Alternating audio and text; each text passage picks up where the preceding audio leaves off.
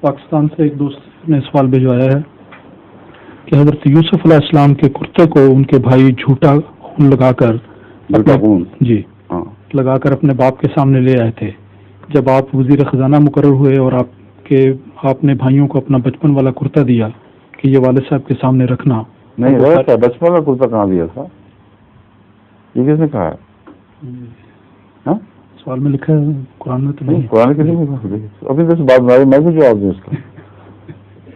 بچپن والا کرتا پتا نہیں, وہ تو پھٹا پھٹا کرتا ان کا اتار کے نیچے پھینکا ہوگا. وہی تو پیش کیا تھا. یہ کرتا ایک یاد دہانی تھی. حضرت یوسف نے کا کرتا بھیجنا پیغام تھا کہ وہ جھوٹا کرتا تھا, یہ سچا کرتا ہے. اور حضرت یعقوب فوراً سمجھ گیا اس بات کو. سمجھے آگے؟ ظہور مہدی آخر زمان